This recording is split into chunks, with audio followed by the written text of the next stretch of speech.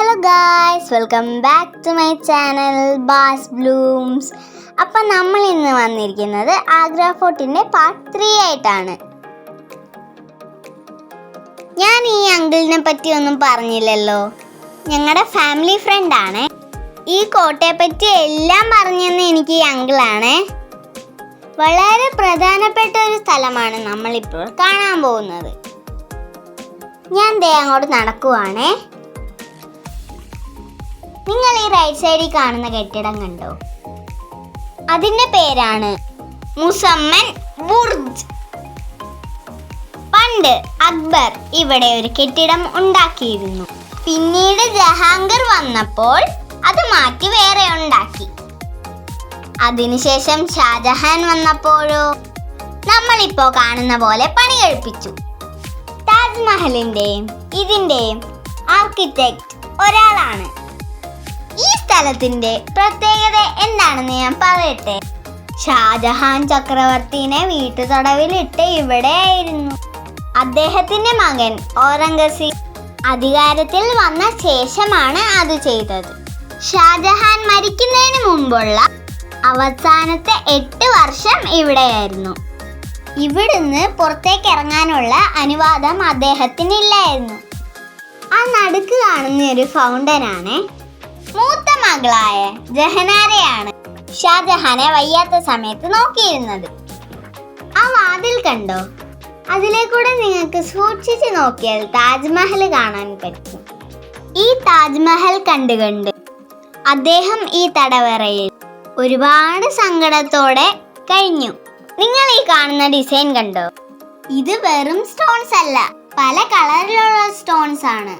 നല്ല ഭംഗിയാണ് അത് കാണാൻ. ആൾക്കാരെല്ലാം ഇത് അടത്തിക്കൊണ്ട് പോകാനായിട്ട് തുടങ്ങി. അതുകൊണ്ട് നമുക്ക് ഈ ബുർജിന്റെ അകത്തേക്ക് പോകാനായി സാധിക്കില്ല. എല്ലാം റെയിലിംഗ് വെച്ച് അടച്ചിരിക്കുകയാണ്. ഇത് മുസമ്മൻ ബുർജിന്റെ ഓപ്പോസിറ്റ് മുറിയാണ്. ദേ അവിടെ ഒന്ന് നോക്കിക്കേ, ഒരു മാർബിൾ സ്ലോപ്പ് കണ്ടോ? ആ സ്ലോപ്പിന്റെ ഏറ്റവും മുകളിലായിട്ട് ഒരു ഹോൾ ഉണ്ട്. അതിലൂടെ വെള്ളം ഒഴുകി വന്ന് നിങ്ങൾ താഴെ കാണുന്ന അതിലേക്ക് ഒഴുകും. അതിന്റെ അറ്റത്തും ഒരു ഹോൾ ഉണ്ട്, കണ്ടോ? ഇതുവഴിയാണ് വെള്ളം ഷാജഹാന്റെ മുറിയിലേക്ക് എത്തുന്നത്. നമ്മൾ നേരത്തെ കണ്ട ആ ഫൗണ്ടനിലേക്ക് അങ്ങനെ വെള്ളം വരും. അടുത്തതാണ് ശീഷ് മഹൽ അല്ലെങ്കിൽ ഗ്ലാസ് പാലസ്. ഞാൻ അതിൽ കൂടെ എന്തെങ്കിലും കാണാൻ പറ്റുമോ നോക്കുന്നുണ്ട്. പണ്ട് നമുക്ക് ഇതിന്റെ അകത്ത് കയറാൻ പറ്റുമായിരുന്നു, പക്ഷെ ഇപ്പൊ കയറാൻ പറ്റത്തില്ല. അത് പൂട്ടിയിരിക്കുകയാണ്. ഇത് ഷാജഹാൻ മുംതാസിന് വേണ്ടി പണി കഴിപ്പിച്ച അതിമനോഹരമായ കുളിമുറിയാണ്. ഇതിനകം മുഴുവൻ ഇറാനിൽ നിന്നും കൊണ്ടുവന്ന മിറർ പീസസ് കൊണ്ട് ഡെക്കറേറ്റ് ചെയ്തിരിക്കുകയാണ്. ഈ മിറർ പീസസ് എല്ലാം ആൾക്കാരെല്ലാം അടത്തിക്കൊണ്ടു പോകാൻ തുടങ്ങി. അതുകൊണ്ടാണ് ഇപ്പൊ ആരെ അകത്ത് കയറ്റാത്തത്.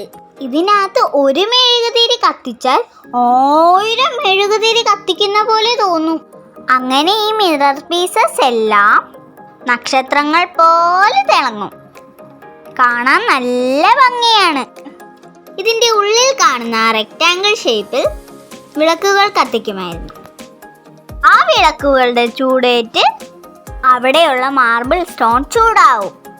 ആ മാർബിൾ സ്റ്റോണിന്റെ അടിയിൽ വാട്ടർ ടാങ്കിലൂടെ വെള്ളം കടത്തിവിടും. അങ്ങനെ ചൂടുവെള്ളവും വന്ന് കുളിക്കാൻ ലഭിക്കുമായിരുന്നു.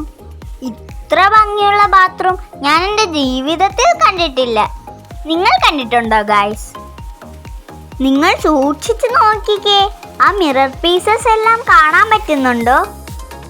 ലൈറ്റ് അടിക്കുമ്പോൾ ആ മിറർ പീസസ് എല്ലാം റിഫ്ലക്റ്റ് ചെയ്യും. ഇതൊരു അണ്ടർഗ്രൗണ്ട് ടണലിലേക്കുള്ള വഴിയാണ്. യമുന നദിയുടെ തീരത്തേക്ക് എത്തിപ്പെടുമെന്നാണ് പറയുന്നത്. അക്ബറിന്റെ ഭാര്യ ജോധാബായ് യമുനയിലേക്ക് പോയിരുന്നതും ഈ വഴിയായിരുന്നു.